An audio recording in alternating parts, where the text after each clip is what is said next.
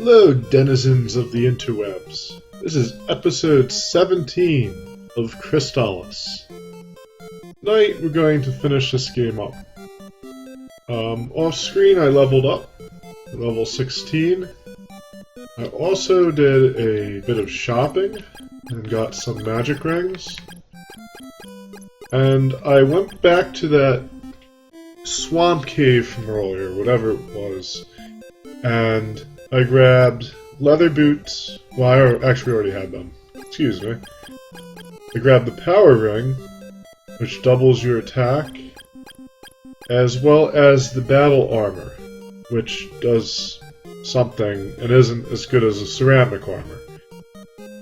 But anyway, so I decided not to add that stuff because, I was already in that cave. There's really nothing interesting in there, and I just really thought it would be a waste of time to even record going through it. So, we're going to head off to the pyramid now. We're very close to the end of the game, and I do want to warn people who might be playing this game along with me, or haven't played the game but intend to, or whatever. There's going to be a major plot twist with major spoilers coming up. And, it's kind of funny since I was really kind of ranting about video game plots and, how I really kind of think, people are a bit hard on older games for their stories. Well, I think I was kind of talking out of my ass there, in some ways. In some ways I was right. This game kind of proves me right a little bit. But I have to admit that this is a rather exceptional game for something that was made in 1990. You usually didn't have very complicated plots. This one, it does get a little bit complicated. Unfortunately, there's a lot of problems with the translation that make it really steal its thunder. But there's spoilers abounding here, so if you don't want that, you might want to finish the game or whatever before you do that. But it's something that I don't like, is having things spoiled for me, so I do try to warn my viewers about that. So this pyramid is very confusing. It's a maze, and I did play through this earlier. I have to pick my way through it again. I didn't want this video coming up to be, drawn out, very long and boring, so I decided, hey, I'll just play through and see what I have to do. And I'm glad I did, because there's really easy ways to do the things coming up and hard ways. So, we're going to do them the easy way. Let me make sure I'm going the right way here.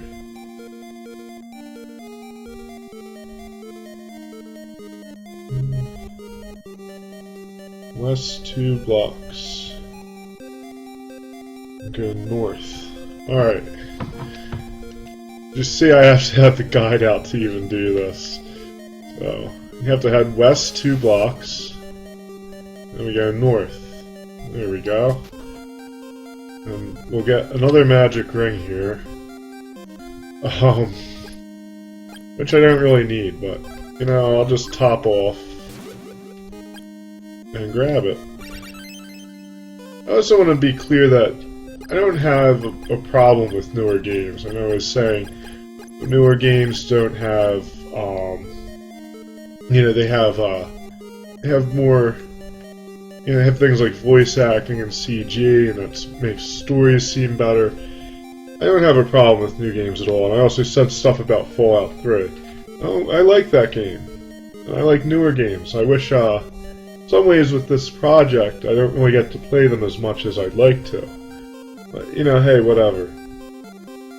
I just wanted to make that clear, because sometimes when you say things, well, at least me, I don't always express myself well. Or I make generalizations, or things that might come off as generalizations without really thinking it through. That's why with a lot of my reviews, I actually take a few days to write them out and think about it before I really decide to even, consider publishing them or doing a final draft. Because, sometimes it's easy to react to something, at the spur of the moment emotionally and just, look back at it and think, well, no, not really. But yeah, so that's what that was. Let's see. Go through that. We got the ring. Continue north through the doorway. Okay, so you gotta go back to another three-way intersection. East one block, then north a block. And you go west. Alright, and I think that's enough of me reading that off to myself. It's very confusing. I think this is it. Yeah, here we go. So, there's an easy way to do this and a hard way. I did it the hard way earlier. Because I thought the warrior ring was the best thing ever since sliced bread, and in a way it is. But it's situational. And against the guy we're going to be fighting next, it's not terribly useful. We want the power ring, because that essentially doubles our power. And we're going to need it, because we are fighting, you guessed it, Draygon, or Draygon, or whatever. Oh, you were able to come here. I'm Emperor Draygon. Show me your power. Okay? Haha. That's another thing. He's a sneaky guy. So a few of these should hopefully do the trick. Yep, there we go. Now, I was spamming the level 1 thunder shots at him. It was ridiculous, and I fought him for maybe 5 minutes. As you can see, about 2 of those took him out. Now we have the best armor, and we've also fallen into a trap. Okay, so let's get this taken care of. So this armor regenerates our hit points as we stand around, which is nice. And there's also Dio's Pendant, that I failed to mention, which also regenerates our magic points. So very slow, though. Azteca. Ooh, fucker. I'm glad you could come. You're wounded! Worry not for me, but for Messi. She waits for you on the highest floor. You must use the basement entrance to get there. Here is the Bow of Truth. Use it when you battle the Emperor. Go. Messi is waiting. Now we now have the Bow of Truth. I wonder if he says... Okay, that's all he says. So we gotta leave this area. And unfortunately that pendant only really refills your life when you're standing still. You want to be able to fly. And I imagine this is something that could really mess with people's heads, because he says it's in the basement. He fails to mention, and did I pass it, or... Oh. He fails to mention the basement is here. You kind of assume that the basement would be in the pyramid. But that would be too simple. I might as well keep flying one. Alright. Well, we do have to do a little wandering, a little searching here. Nothing too bad. Now these guys will destroy your ass if you're not careful. But they're also both very easy. So you don't even have to hit them. You just equip the item and hit the button. Now I could only imagine if you didn't find those bows. I can only imagine what it would be like trying to get past them and figure out, hey, what the fuck do I do? But, for us that was an easy task. I'm gonna chill here for a second and let that armor heal me. Because we do have some troublesome ground coming up. Okay, and you know what? I'm not gonna stand around and heal with those boots. Or let the pendant heal my magic points, because that's just going to be utterly dull. I think we go west, I think. This is another thing I like about this game. It has a really good variety of enemies, especially for a game that's on the NES. And cart space was limited, you know. It has a fairly good variety here. Like, you don't really see these guys ever again or anywhere else. And, ooh. And it makes the area feel unique. Just like, I whizzed past it. Oh no. I'm glad I held on to that fruit. I whizzed past it earlier, but I'm just gonna try to scurry here. It was past them earlier, but there were those mummies as well. Oh no. And, yeah, they're really only in here. I haven't seen them anywhere else in the game. That's good. I like that. It's one of my pet peeves is super repetitive mobs. I don't like it. I really kind of feel like it's lazy of the developers. I also try to keep in mind though, you know, like I said, these cars had limited space, so you know, they did have to swap pallets and reuse things. I understand that, so I'm not too hard on a lot of these games for that. It tends to bother me a little more in some of the newer systems because you know they can be a little more creative and add some more stuff. Of course, then again, you know, more modern games, you know, budget's a thing. Okay, so here we go. And we'll just jump over these spikes. Not exactly sure where I have to go. I might wander a little bit. But I have an idea where I need to go, and that's usually enough. At all costs, I want to avoid those bastards, because getting morphed at this point would really fuck me up. Excuse me. And these guys are merciless. For some reason, I'm actually more afraid of them now than the first time I encountered them. Probably because in the first video, well, I wasn't recording my first run through this. I didn't get hit. Oh my god, that's scary. You know what? And why am I doing that? I'm not even thinking. Oh no. Okay, well at least we changed back. That's good. Yeah, I wasn't even thinking. I should have just learned over all that crap. Okay, so let's try this again.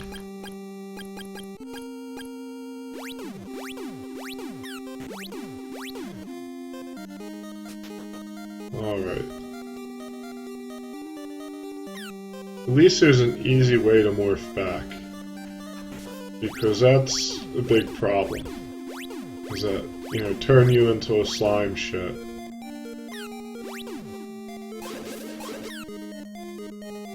At least something can be done about it. Alright, let's get to flying.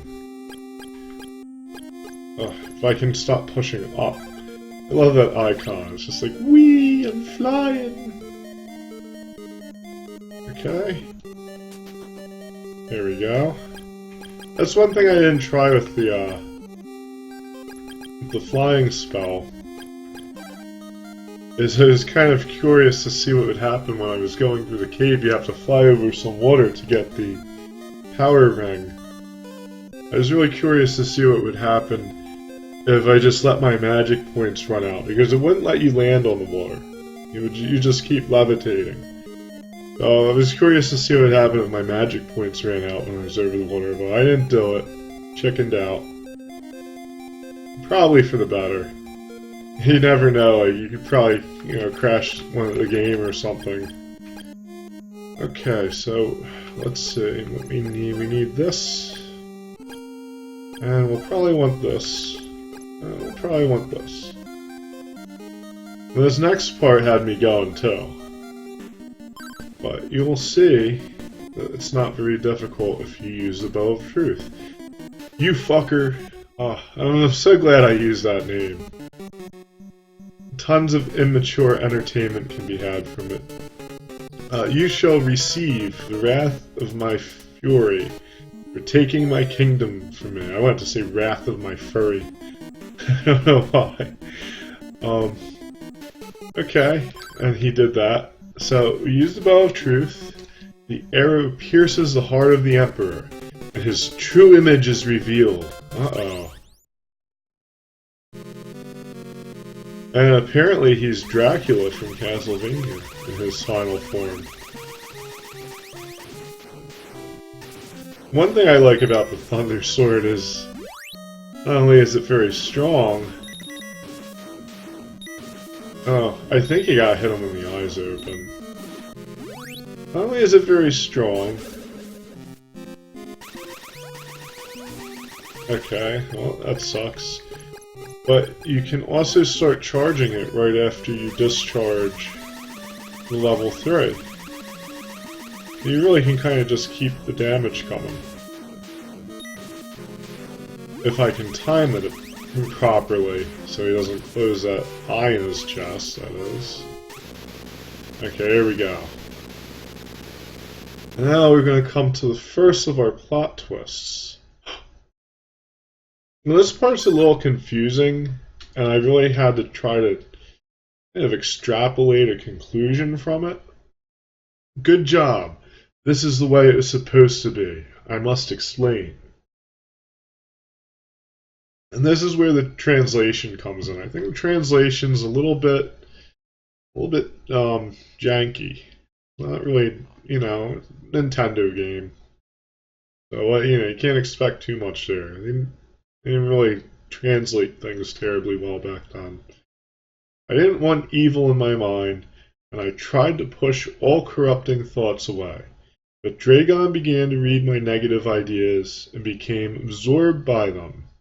The fact that you and Messi are awake means the tower's cycle has begun. There's so little time. Hold on, try. Enzo, I'm sorry. I feel Draygon's evil. It was my fault. He saw the temptation of using his power for self-glory and evil, but I could do nothing. Now we must be apart. I'm sorry. Azteca! Fucker. I'm now in the tower. Not much time. Enter into the next room. I'll take you to the tower. So, it's kind of confusing the way it's worded. But from what I gather, the Azteca became Draygon, or Draygon was somehow controlling him. That's what I gather. I think he became him though. And I said the translation is a little shoddy, so it's confusing. But you can kind of come to a conclusion there. Let's see, we have... I'll probably want this. I really like this area. And once again it has, unique enemies. Let me see them here. And being the last level really makes it, feel climactic. And they're tough. These guys will wreck your shit.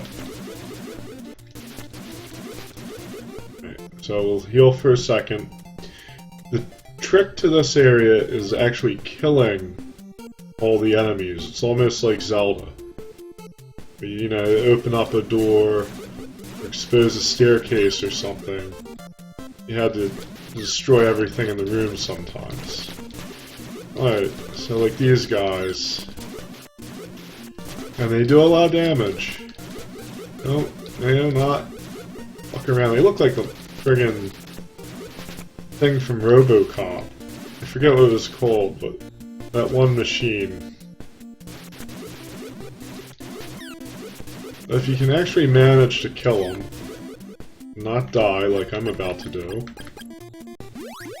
shouldn't be stingy with the healing because I have more than enough to get through. I was able to do it on my unrecorded run without too much trouble there.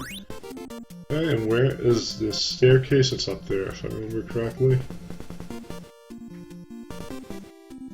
And this is where you get some of this, these plot twists here. Twists. I don't know what's wrong with me tonight. Fucker! Messia! These messages are for you. You both were part of a team of scientists who created this tower. As the most critical link, you were preserved to witness our future race, to judge if there's hope for humanity when the tower began operating. Your life systems were engaged, and you were both awakened. So, I think this is one of the things where what I was telling you guys I read in the manual, and what the actual story has to say, that was weird, what the actual story has to say differs. Maybe the people who translate the manual didn't translate the game, I don't know. But at any rate, there's definitely some conflict, because the manual says that you were locked away by the competing powers in the war because they couldn't control you. This says you built the tower along with Messia and some other people, and you're basically put into stasis so you could control it. And, you know, I'm going to take the game, you know, the in-game plot over the plot from, you know, from the manual. It makes a little more sense, really. And I think it's interesting. I was not expecting that. Part of it, you know, misleading manual. That was part of it, but, you know, overall I didn't see that coming. You know, I was talking a lot of shit about, you know, oh, I can figure stories out and stuff. Well, this kind of came out of left field. And there's not really any hints or anything to tell you that. So, you know, there's that. But still, you know, it kind of makes sense. I guess after the war, which was when this tower was supposedly built according to the initial cutscene, you know, survivors built this tower using technology, and I guess magic. And, oh, and my magic's slow.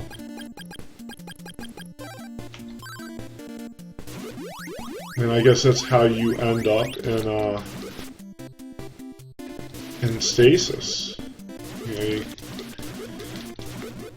and then the time just came for you to wake up and get to work. Did you find Azteca? He was an android created by us and programmed to lead the people in a positive direction. We can only hope he will succeed.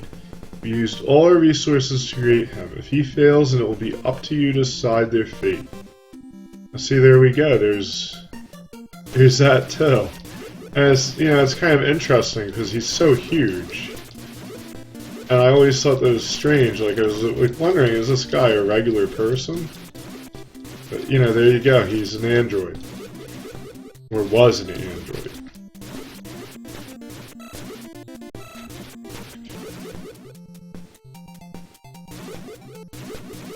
Let's see. Oh, I gotta kill more of these horrible things.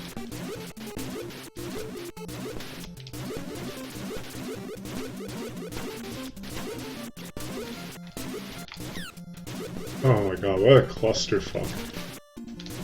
These things just eat damage.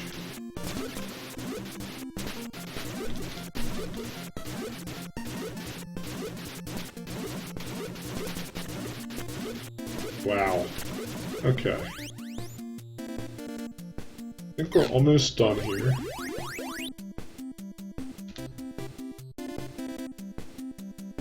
And, here should be one of the final entrances. There we go. Yes. Messiah! Fucker, you finally caught up with me. Unsheath your swords, or the tower's attack will begin. Let me take out all the swords that we got. And we now have Crystalis.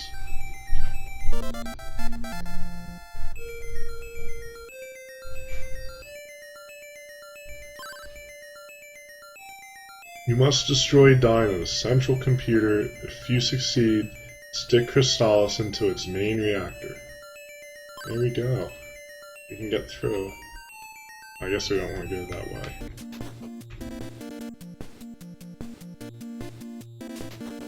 And this just leads up.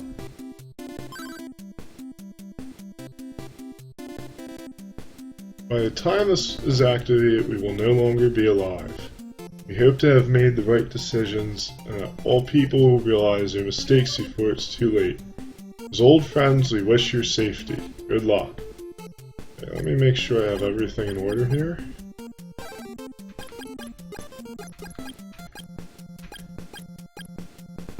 Okay. And we'll just give that a second to top off.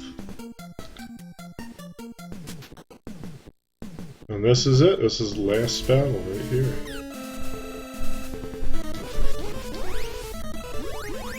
It's not a hard fight, but you do have to be careful.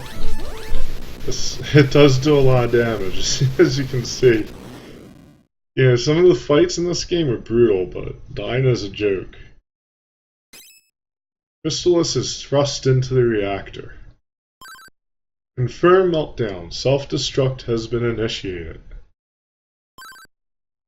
Fucker! Messy! Did you get hurt? No, I'm fine. The danger is now over, fucker. It would be nice to rest easy from now on without the threat of evil at our backs. Countdown initiate. Evacuate. Explosives activated. Evacuate. 30, 29, 28, 27. Time to leave. I'm with you.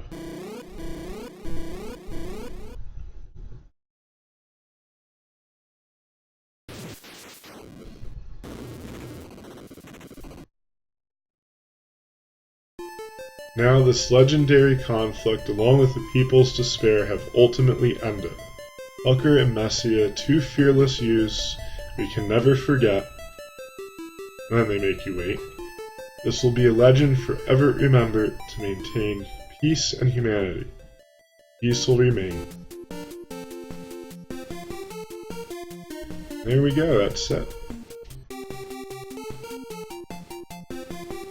So this was definitely quite an excellent NES game. It really had a lot of surprises. I think I'm going to probably give it somewhere between an A- and a B+, somewhere in that. One or the other. Had some problems. You know, got to mull over it a little bit. I really wanted to give it an A, but some of the stuff, you know, with the inventory, it was a little tedious, and they could have done it a little bit better. It did hurt the game a bit. But overall, really fantastic, top-notch game. Anyone who likes action games, RPGs, should play it. Really, only people who enjoy 8-bit stuff who shouldn't play this would probably be people who just hate RPGs. And even then, you might want to try it out a little bit, because it's not as grindy as I thought.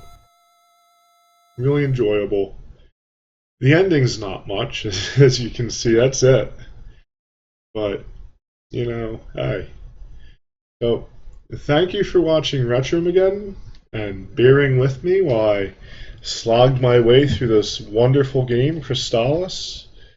If you enjoyed these videos, please like and subscribe. You know, I just want to stress again that these reviews are just my opinion, and, you know, what I'm saying in these videos is all just off the cuff, you know. If you want to know more, you can always read the written ones. Definitely not compulsory or anything. I don't expect people to do it, but I do kind of change my mind sometimes about games a little bit as I think about them. Not a whole lot. It might just be the difference between a plus and a minus at the end of the letter. But I do kind of think about things a little bit and change grades up sometimes. So, there's that. I might actually make episode zeros where I talk about the final rating I give a game. And that way, maybe it would make a little bit more sense or whatever when you see the video itself. I don't know. I'll think about that. And I do take requests. If anyone ever wants to see me play something, if it's within my power to play it and I have the actual game or whatever, I can do it. I will do it. So thank you very much, and I will be back later on with more awesome or maybe not so awesome games.